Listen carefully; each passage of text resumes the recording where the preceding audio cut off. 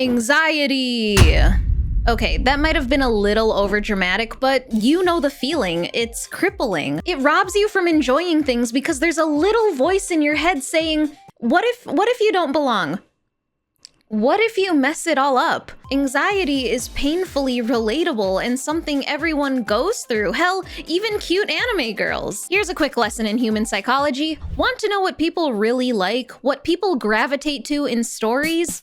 Relatability and character growth. We're able to identify with a character and their struggles and root for them as they overcome it. I enjoy my fair share of funny, exaggerated, borderline romanticized versions of anxiety where the power of friendship pushes characters to overcome their demons. But when it's a character who conquers and defeats that crippling psychological warfare themselves, I eat that up so much. What I'm trying to say is, look, Kimi ni Todoke fucking slaps. This show walked so many other shows like it today could run. Kimi ni Todoke was the catalyst to modern high school romance today.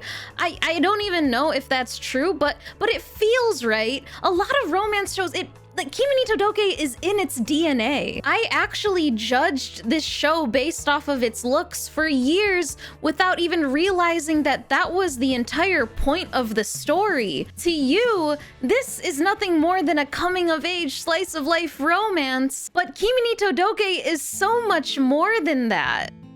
Our main character, Sawako Kurenuma, is the walking embodiment of the existential Sartrean concept of the other. She's not defined by her inherent qualities, but by the gaze of those around her. All because they just see a terminally awkward girl. Her classmates just dub her as a living horror doll due to the fact that she kinda looks like the ghost in The Ring, who shares a similar name to her. Sadako. And then they just believe it's her real name. She's trapped within the prison of her perception. Her true self is now obscured by the projections and judgments of others. The overarching theme of this show is just yearning to be understood, the struggle to bridge the gap between ourselves and others, for our intentions to reach from me to you, which is the English translated title of Kimi ni Todoke. It's so good. It's beautiful. The theme is right there, and it's so cool to see how Sawako really grows throughout the series. It's so charming, not because of the romantic love interest, but because of her own want and need for change. You really root for her. Sawako yearns to fit in and doesn't want to go through her entire high school life where everyone thinks that she's this scary girl. Okay, scientific fun fact that I really like. Yes, this is a side tangent, but I swear I'm going to get back to the main point of the video. It'll all make sense. Just stay with me. This is from a TikTok from the creator Chameleon, who talks about how all living creatures are born with the instinct that they need most in order to survive. Like, for examples, sea turtles, they are born with the instinct knowing to migrate towards the ocean after they hatch. Sea mammals are born with the instinct to go up to get air, and fish are born with the instinct to wiggle so they know how to swim. That's a lot of sea creatures.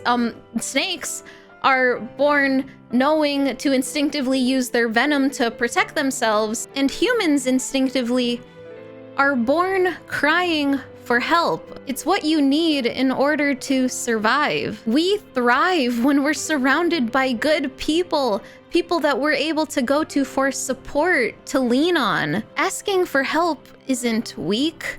It doesn't make you less strong. It just means that you want to survive. And this video needs you to like and comment. My channel needs you to subscribe. I'm sorry. Sawako apologizes for simply existing sometimes, and is the textbook example of how anxiety can manifest physically. So when Sawako puts herself out there to be included, she tries to include herself in a class activity. There are some girls that assume that she wants to do it unwillingly, but communicating her own intentions on how she's genuinely trying to help how she genuinely wants to be a part of it. It was a huge moment for her and ultimately becomes the moment of change where she finds and makes her very first friends, Shizu and Ayane, whose friendship with Sawako is genuinely the best thing in the series. It's the love that this friend group has that is genuinely the best thing.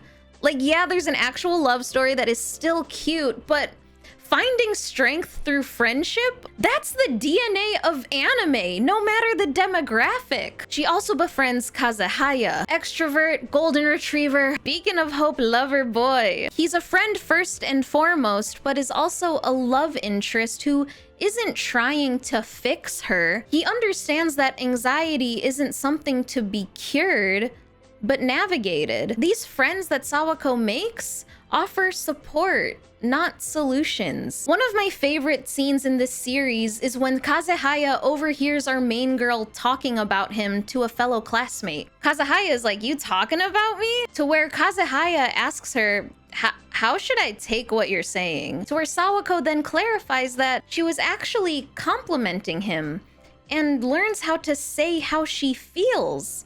She learns how to clear up misunderstandings. Her real feelings and intentions went from her to him, from me to you. I don't know, I'm hyping these human emotions up because I feel this hype, okay?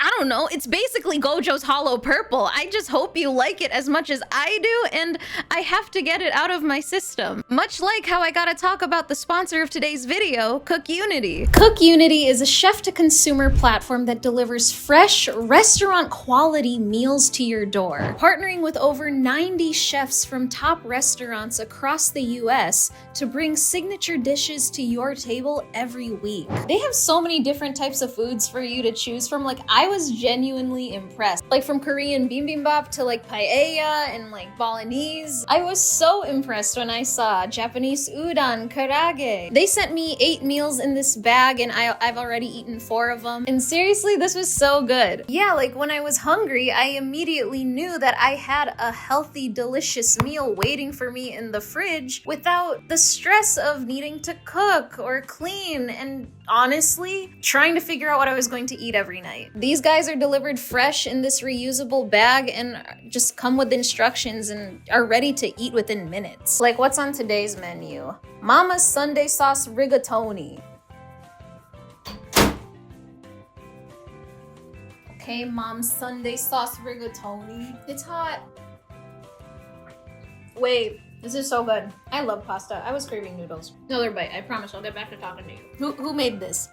The chefs are on the box. John DeLucy, you cooked here. You did so good. If you want my recommendations, honestly, I would recommend this. I've already had the Japanese karaage, the garlic salmon parmesan. I had that yesterday. Those two, chef's kiss. If you're interested in any of the healthy, easy meals that CookUnity has to offer, go click the link down in the description below right now and check out CookUnity and get 50% off your first order. Like, come on, it's chef-made meals delivered directly to you. And again, 50% off your first order if you click the link in the description, or you use code inakyu at checkout. Thank you to CookUnity for sponsoring this video, and thank you chefs for these meals, and let's get back to the video. Sawako is able to find a safe space with good people, but that doesn't just make her anxiety go away. She's still trying to figure out how to navigate it. So when we're introduced to the villain of the series, ooh, she is such a good villain. We meet Kurumi,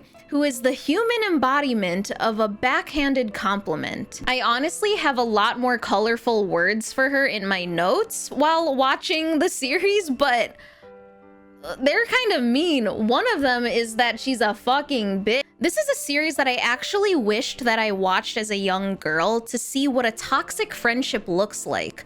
Somebody who weaponizes passive aggression. Kurumi is an emotional terrorist who disguises herself as a good person. This character is honestly a fucking bitch. Mind you, a well-written bitch with character development. The mangaka giving Sawako a rival in a sense that is everything that she wishes she could be, but is straight up evil really is able to push Sawako to stand up for herself. Once Kurumi befriends Sawako, she begins her psychological manipulation by disguising it as advice. She's weaponizing something that's supposed to be so innocent. Sawako and Kurumi kind of reveal to each other that they both have a crush on our golden retriever boy, but Kurumi basically tells her that she's not good enough. Kazuhaya would be more fitting with a girl who's like him. Someone outgoing, someone easy to talk to, someone who's like really cute. So then of course you would be like, am I cute? I'm not easy to talk to. But luckily we see how friends are supposed to support you with Chizu and Ayane, but it's so frustrating to see how much emotional warfare can do to a person, and especially their anxiety. So of course then we enter the dreaded arc that is season 2. Part 2, season 2. The biggest critique that I see online about this show is that season 2 is slow, painful, and borderline unwatchable. And I get it. I really get it. I don't think it's unwatchable personally. Like, it's still entertaining, but honestly, Sawako makes me want to act like a man losing a 1v1 in a video game and punch my monitor. It was torture watching Sawako and Kazuhaya fumble every single social interaction. Sawako is dense, slow, and on the surface, it's incredibly frustrating. Honestly, stupid, bullshit, diabolical levels of frustrating. It honestly reminded me of the time as a kid trying to find the third part to Naruto episode 107 on YouTube. I was able to find part 1, 2, and 4, sub Espanol of course, but I couldn't find the goddamn part 3 and just pretended I could piece together what probably happened because if it took too long. Worst feeling in the world, honestly. Anyway, Kimi Todoke planted Kurumi's character to give its audience a plot line that embodies how anxiety and negative thinking can just ruin your relationships, can ruin your peace of mind within like 5 episodes. When you break down what Kurumi really did, can you really be that surprised as to why Sawako is so frustrating to watch? See, it all takes place during Valentine's Day, where girls tend to give chocolates to their crushes. Sawako, adorable, so innocent, cinnamon roll angel of a girl, flowers bloom where she walks. Sawako makes chocolates for the friends that she's made in the past year, and before mustering up the courage to hand them over to our lover boy Kazuhaya, she runs into Kurumi, who tells her that he doesn't accept chocolates from somebody who likes him romantically. As any decent guy would, like, I don't think it would feel right to reject a person and still take the chocolates, the gift that they made for him. Yeah, I wouldn't do that either. Good on you, Kazuhaya. But like he likes Sawako, but she doesn't know that. So of course, melodrama. Kurumi asks our girl if these chocolates are romantic, or are these chocolates just friendly? And then suddenly the insecurity bug bites. Paralyzed and overwhelmed to not make the wrong decision, feeling like Kazuhaya wouldn't take these chocolates, not actually realizing the feelings that she has for him, Sawako throws away the chocolates she made for him. Kazuhaya soon takes note that Sawako gave everyone else chocolates except for him. And now we have set up the foundation for an agonizing journey. So now let's move forward a bit. It's been about 7 episodes since that moment in the series, and all Sawako has done is overthink, avoid Kazuhaya, which makes him think that they're not as close as he thought. So then when he eventually confronts her, asks her like, hey, are we not as close as I thought we were? Sawako can't find the words to express how she feels. She freezes, and Kazuhaya sees that he made her upset.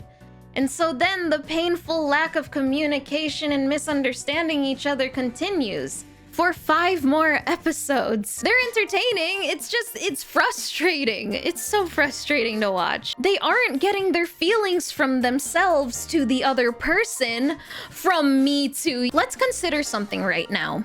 Anxiety. Anxiety disorders are not logical. Anxiety isn't rational.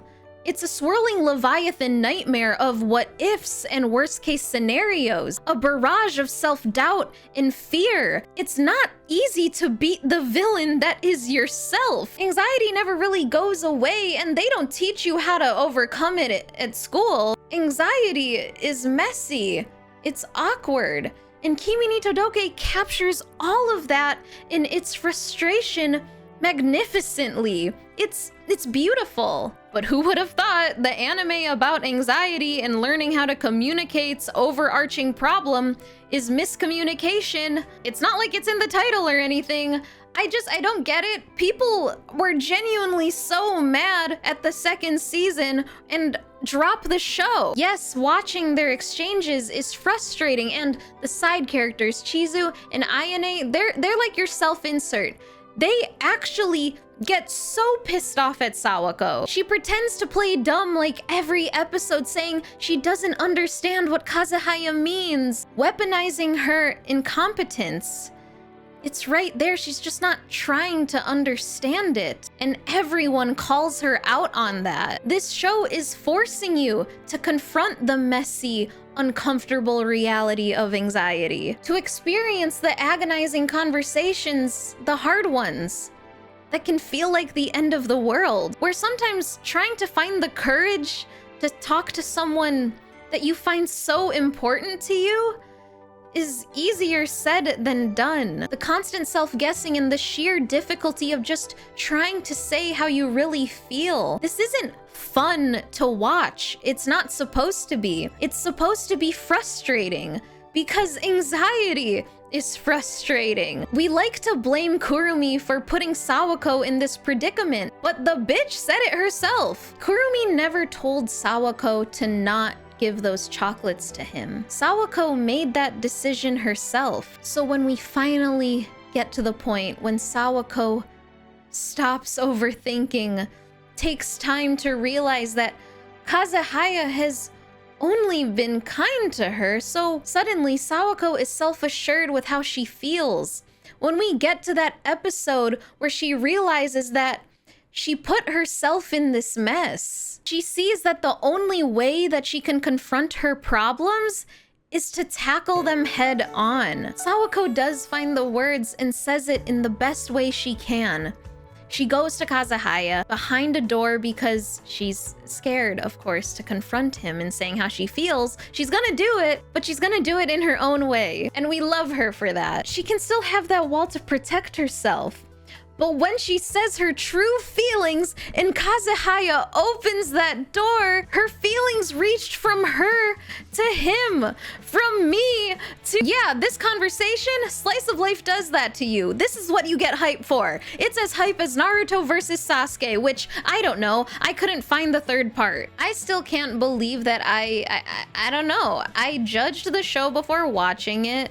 I assumed it was just another high school romance anime that didn't really have that interesting looking characters, but that's not what Kimi ni Todoke is. It's not just a high school romance. This is not just a video dissecting how anxiety is written in Kimi ni Todoke. It's an anime about Sawako getting her feelings out, and this is a video hoping that my feelings and love for this series reached from me to you. I'm sorry. I'm sorry.